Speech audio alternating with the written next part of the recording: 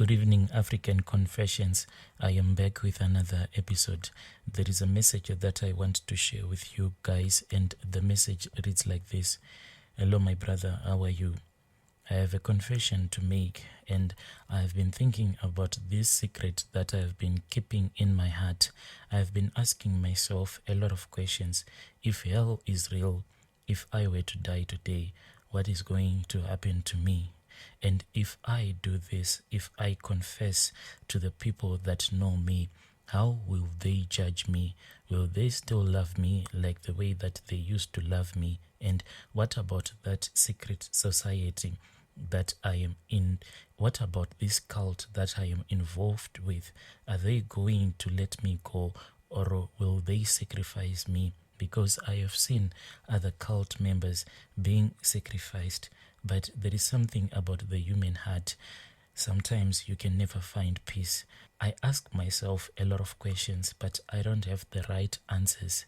The question that always gives me sleepless nights is that if I do this, will my heart be finally at peace? Because I have been living in this hell for many years, afraid to open up, being afraid of how people will judge me. But Nashi, I think that I just need to let this cat out of the bag. Maybe God will be faithful enough to spare my life. My journey began here on YouTube.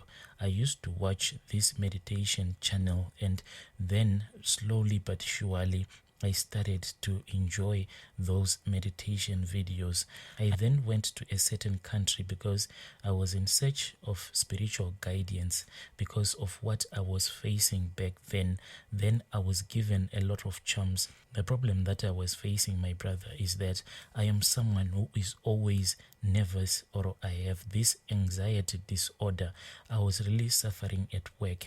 And the kind of a job that I was doing, my brother, is that I was a medical doctor. And it was really terrible because most of the times I was always anxious, afraid of doing something wrong, afraid of giving a patient the wrong medication. You would think that as a doctor, I should know that it was better for me to tell even some of my colleagues that I was experiencing this anxiety disorder, but no, I chose to keep it as a secret, and I used to buy some over-the-counter pills, and I think that those ones, they actually worsened my situation because most of the days I would wake up sometimes 10 or 15 times just to check if I had locked the door. Sometimes when I would wake up and when I would find out that the door was locked, but because of the anxiety, I didn't even believe what I was seeing. I would believe that the door is unlocked, so I had to unlock it. Then I will lock the door again. But when I will return back to bed, anxiety will creep in. Then I would walk back to the door so that I can test again if I have properly locked the door. This was really terrible for me. That is when I came across these meditation videos. Then I started meditating until I had to travel to a certain country, which I don't want to mention the name of that country. I went there, then I got my spiritual guidance. When I returned back home here in Africa, that is when I bought another book. I started reading that book, and the more that I read that occultic book, the more that I started to invite demons into my life. Yes, brother, there were days when I would just sit on the floor in the evening, locked up in my bedroom.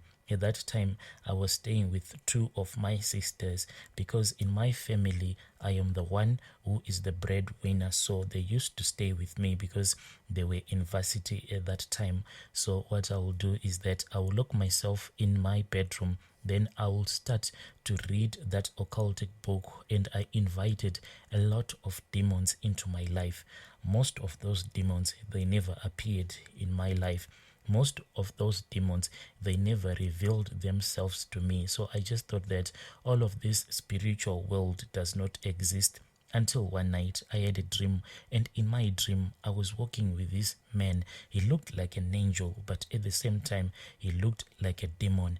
That man was really handsome. I am a man, but in my dreams I found myself being attracted to that man, but in real life I am not attracted to other men. But in my dreams, because of how beautiful this man was, I found myself being attracted to him. Then he gave me a piece of paper and he told me that when I wake up, everything that was written on that piece of paper will be revealed to me. The following morning I woke up. Then I started to hear voices that were speaking to me. They just told me to drive to town. So I drove to town, and those voices that were in my head, they were working like some sort of a GPS, and I followed where they were telling me to go. Then I arrived at this house. It was quite a beautiful house, but to my surprise, when I parked my car by the side of the road, because I didn't want to be seen as someone who was trespassing, because the voice had led me into a very quiet, affluent neighborhood. So I was afraid that if I park into the driveway, maybe they'll end up calling the police on me. So I just parked by the side of the road, waiting for that voice to speak with me. But then the voice just went quiet. After a couple of minutes, when everyone was just passing by and staring at me, because it seemed as if everyone in that neighborhood, they knew everyone and they were always suspicious of everyone. Worst of all, if this was a black man, because this was almost like a white only neighborhood. So whenever another white guy would pass me by, seeing another black man parked by the side of the road, I was looking so suspicious. But after 5 minutes or so, that is when the gate was opened, and then out came a man. Then he told me that I had to drive into the yard. So I started my car, then I drove into the yard. I didn't know what to expect next. When I parked into the yard, what troubled me the most is that I saw a lot of people that were crippled in that yard. And those people that were crippled, they seemed as if they worked for that man, because one of the guys was working at the gate, then the other one was busy tending the flowers, then the other one was a maid. This really surprised me. How can someone hire a maid who uses a wheelchair? But I just said, let me mind my own business. I waited outside. Then out of the house there came another crippled guy. It seemed as if that crippled guy who walked out of the house was the one who was the cook of the house.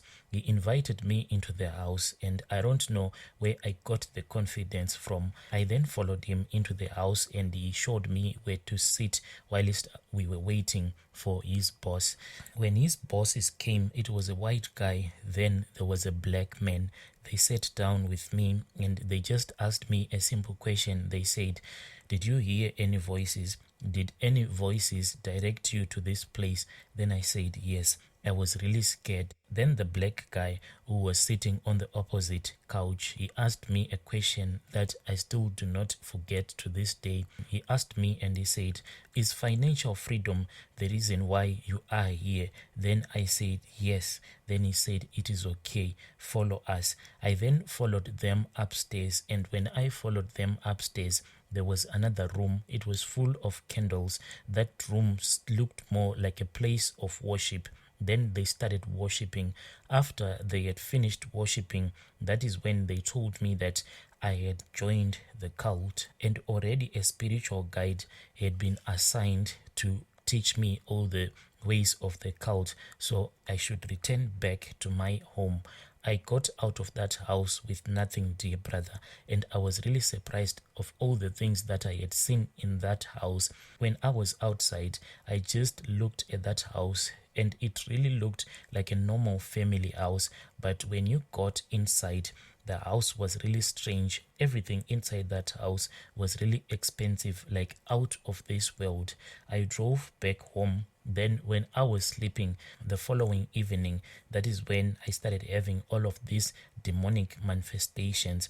These demons is like when they appear to me, they do not appear in a human body. They don't have a human body. So it is really difficult to describe how they look. But whenever these demonic manifestations happen to me, all that I see is just a shadow. Then that shadow will be talking with me. On that evening when I had my first encounter with a demonic entity, that demonic entity seemed as if it wanted to kill me, because that demonic entity kept on screaming at me, but the voices that were talking to me told me all the things that I had to do so as to appease that demonic entity. After that it calmed down.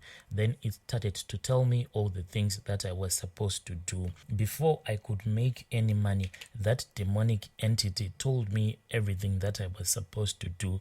There was a ritual sacrifice that I was supposed to perform. I had to choose one of my sisters so that I can use her as a ritual sacrifice. Then back home in the village, I had to take my only brother so that he can also be used in that ritual sacrifice. But I was really scared. The reason why I was really scared, my brother, it was because of the things that I was supposed to do. I was supposed to hire people that were going to kidnap my sister and my younger brother. After they have been kidnapped, then instruction will be given to me by the voice that always speak in my head, and I was supposed to tell those people that would have kidnapped my siblings to take them to that house. Then after a couple of days, I should wait for a priest. Then when that priest comes to my house, then we should go together to that house where I'll be keeping my brother and my sister. Then we should take them to the forest. That priest should assist me with the help of the other cult members. Then they would assist me to murder my sister first. After we have murdered my sister, I should be the one who should do all of the harvesting. I was supposed to harvest a womb, then I should take her brains, put them in a container. After that, the cult members would assist me to murder my younger brother. After that, then the responsibility of harvesting his manhood and his brains will be upon me. After doing this, I should then take my sister's womb that I would have harvested her brains, and I should mix all of those body parts with my little brother's manhood and his brains. After mixing this, we were supposed to dry them. After being dried, then they will be grinded to powder. Some of this powder, I should then use it in any business that I wanted to start. Then some of the powder, me and my other cult members, we were supposed to travel to a remote forest. And once we are in that remote forest, we were supposed to dig 2 graves. And these graves, when we were digging them, we were supposed to dig them with dignity, as if we are preparing a final resting place for my sister and my little brother. After digging those graves side by side, I was supposed to pour some of the powder. This powder would have came from the body parts that would have grinded. So I was supposed to sprinkle some of that powder into those graves. After sprinkling that powder, we will do another ritual. Then I will instruct the spirit of my sister and the spirit of my little brother that they should enter into their graves.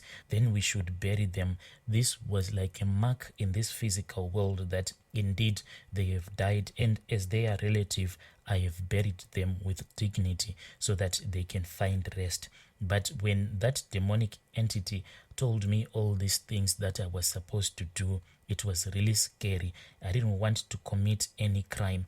So for many days, whenever I would consult with that demonic entity, especially when it was around 1 a.m. to 2 a.m., that is when it would come to my room. When I would tell it that I cannot perform this ritual, is there any soft ritual that I can perform, because this was just too scary for me? It would then threaten to end my life. But my brother, one night, that is when that demonic entity revealed itself to me again. Then it said that mercy had fallen upon me. There was another ritual that I could perform. Instead of this ritual that I was afraid to perform, that spirit told me to buy 2 goats, and these goats that I had to buy, they should be black in color. This I have to do it whenever that demonic entity reveals itself to me. It then said that you will be doing this ritual for the rest of your life. But if you had done this ritual of murdering your brother and your sister, it was a once-off thing. But simply because you were afraid to do this sacrifice, you are going to be doing this sacrifice for the rest of your life. And if I tell you to perform this sacrifice and if you fail, then your life will be cut short. So it gave me an instruction to buy 2 goats, a male and a female, and these goats were supposed to be black in color. At that time, my brother, I still remember that I was still using a Mercedes Benz. Even when I went to this certain farm to look for 2 black goats, after I had found the first goat, I had to travel a very long distance in search for another black goat. People didn't understand why I was traveling in my classy Mercedes Benz with a goat at the back seat. After I had found the second black goat, that voice that always spoke in my head then gave me some instructions on what to do next. I was not supposed to return back home. It gave me the instructions to drive to the mountains. When I arrived in that mountain, then it told me that one of the goat, I had to set it free. This was supposed to be a male goat. That demonic entity will go into the forest and hunt for that goat. Then the female goat, I was supposed to slaughter it. But after slaughtering that female goat, which represented my sister, I was supposed to eat its flesh uncooked, but not all of the flesh. After eating the flesh, I was just supposed to leave the rest of the flesh later in the evening to finish up all the meat that I would have left behind. The second goat, it will be the representation of my sister. So, dear brother, I've been performing this sacrifice for many, many years. So whenever it is time for me to perform this ritual, there is a voice in my head that will tell me where to go so that I can perform this ritual. But now, my brother, I am really tired of doing all of these rituals. My anxiety was never cured, but that voice in my head told me that whenever I feel anxious, I should call out to the name of that demonic entity that visits me whenever it wants me to perform those sacrifices. So I realized that whenever I feel anxious and whenever I call out on the name of that demonic entity, then my soul will feel so calm. There will be so much peace in my heart. But this peace, it doesn't last for a very long time. It can only last maybe for a couple of days. Then that anxious feeling will come back haunting me. But I am really glad that even though I am suffering, I did not end up sacrificing my siblings. Yo, dear listeners, right there was a message that was forwarded to me by one of our admins. Strange things do happen in this world. Please let us speak with him in the comment section. I'll be back with another episode.